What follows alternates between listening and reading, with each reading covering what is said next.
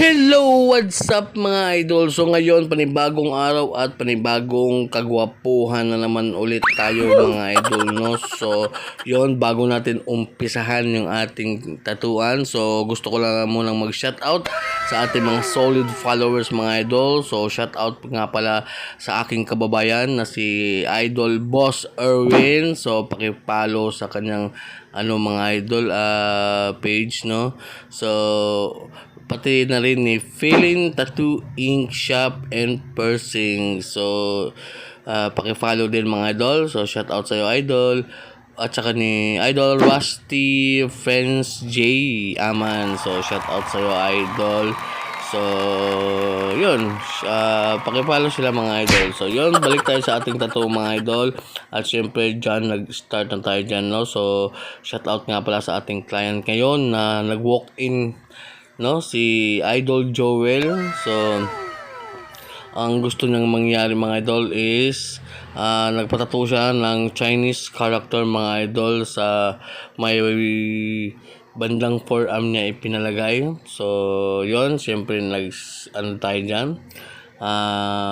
Yun nga, ginawa natin ng Chinese character mga idol. So, syempre shout out pa rin sa ating needle dito mga idol, yung ating Big Waps. So, dalawang klase lang yung ating ginamit dito mga idol. Dalawang size lang, 5RL at saka 9RM. So, yan lang yung ating ginamit mga idol. At syempre, mga idol, yung client natin mga idol is napakabata mga idol. Napakabata tignan mga idol, pero 22 years old siya mga idol. Akala ko nga 17 kaya nagdadalawang isip, diba, napakabata. Nagdadalawang isip ako kung tatatuan ko ba o hindi, pero sabi niya 22 years old siya. So, yun.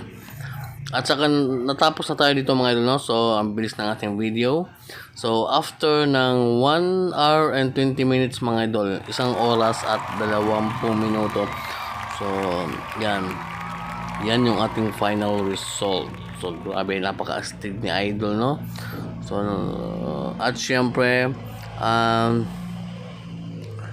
yun nga, ito na yung ating final result. So, yun, at maraming salamat sa lahat na nanonood sa ating video. So, kung gusto mo magpatattoo, mag-PM ka na. Let's go!